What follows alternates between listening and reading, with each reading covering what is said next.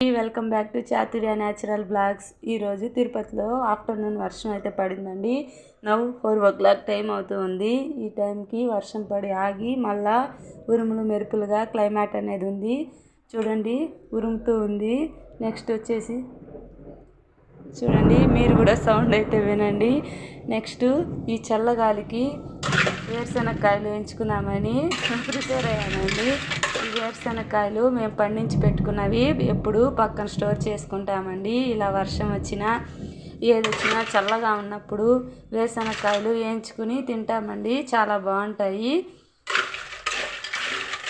ఈరోజు నేనైతే మీకు ఈ వేరుశనగకాయలు వేగే లోపల నా కౌశలం ఎగ్జామ్ యొక్క ఎక్స్పీరియన్స్ చెప్తానండి. నేనైతే అక్టోబర్ నవంబర్లో అప్లై చేశానండి కౌశలం ఎగ్జామ్కి. మీకు మెయిల్ వస్తుంది, మెసేజ్ వస్తుంది అని చెప్పారు. వస్తుందనేసి వెయిట్ చేశాను.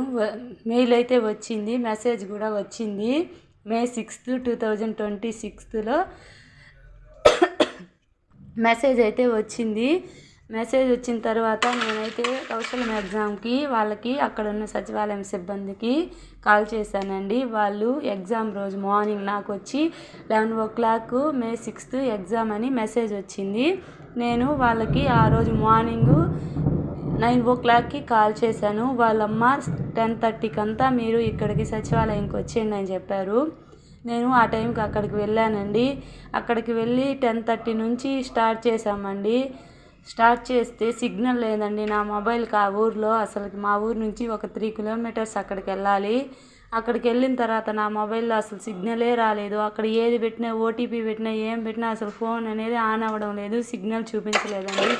10:30 నుంచి 11:30 వరకు ట్రై చేసి అక్కడ సార్ పెట్టడము మెసేజ్, నేను ఒక ½ కిలోమీటర్ దాకా కొంచెం దూరంగా వెళ్ళడం, మళ్ళీ వచ్చి చెక్ చేసుకోవడం, మళ్ళీ వెళ్ళడం, అలా సరిపోయిందండి. 11:30 అయిపోయింది. సరే లాస్ట్ ట్రై చేద్దామని అలా 4 or 5 times ట్రై చేసాము. ట్రై చేసిన తర్వాత కూడా ఓటీపీ అయితే రాలేదు. అక్కడ ఒక 1.5 kilometers వెళ్ళినప్పుడు వస్తుంది. ఓటీపీ అనేది 5 or 6 minutes లోపలే కదా చెప్పాలండి. అలా అయ్యింది. సరే ఇంతకీ లాస్ట్లో వేరే వాళ్ళు వచ్చారు. వాళ్ళ ద్వారా హాట్స్పాట్ ఆన్ చేసుకొని మళ్ళా వాళ్ళది ఎక్కువ నెట్ ఉంటుంది కదా, అందువల్ల వాళ్ళ హాట్స్పాట్ ఆన్ చేసి చేశాను.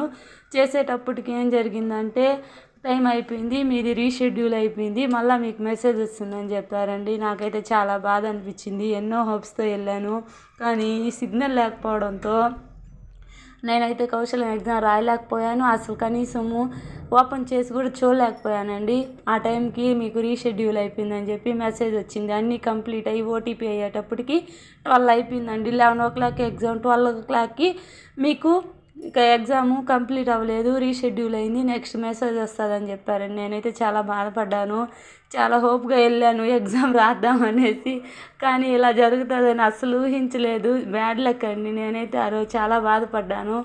నెక్స్ట్ అక్కడ నుంచి మళ్ళీ 3 kilometers నడుచుకుంటూ వచ్చేసానండి. చూడండి, ఇవైతే చాలా బాగా వేగాయి. బాధపడ్డాను నేను ఫస్ట్ టైం అండి.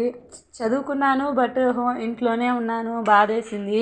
ఇదన్నా మనం రాస్తే ఏదన్నా జాబ్ వస్తుందని, కానీ కనీసం ఎగ్జామ్ కూడా రాయలేకపోయాను అనేసి బాధ అనిపించింది. మళ్ళీ మెసేజ్ వస్తుందని అయితే చెప్పారు, కానీ ఇంకెప్పుడు వస్తుందో. ఫస్టే నాకు May 6th అని నేను నవంబర్ డిసెంబర్లో అప్లై చేసింది. May 6th వచ్చిందండి. అప్పుడైతే ఇంకెప్పుడు వస్తుందిలే అనేసి బాధ అయిపోయి మళ్ళీ 3 kilometers నడుచుకుంటూ వచ్చేసానండి. మా ఊరిలో సచివాలయం లేదండి, పక్క ఊరికి, అంటే మాది ఆ ఊరు ఒకే పంచాయతీ, అందువల్ల 2 గ్రామాలకి ఒకే సచివాలయం కట్టారు. అందుకనేసి అక్కడికి మా ఊరిలో ఏ వర్క్ అవ్వాలన్నా కూడా అక్కడికి వెళ్తామండి. నాకైతే ఈ ఎగ్జాము చాలా బ్యాడ్ లక్ అనిపించింది. కనీసం ఎగ్జామ్ రాయలేకపోయామే అనిపించింది. ఇదేనండి నా కౌశలం ఎగ్జామ్ ఎక్స్పీరియన్స్. థ్యాంక్ యూ అండి. Thank you for watching. చూడండి, ఇవైతే ఇలా బ్లాక్ కలర్కి వచ్చేస్తాయి. వేరుశనగవి బాగా వేయించుకుంటే క్రిస్పీగా ఉంటాయి. క్రిస్పీగా ఉన్నందువల్ల మనకు ఈ సాయంత్రం, చల్లని సాయంత్రం వేరుశనగకాయలు తింటూ ఉంటే చాలా టేస్టీగా, అలాగే క్లైమేట్కి బాగా ఉంటుంది. థ్యాంక్ యూ అండి. Thank you for watching.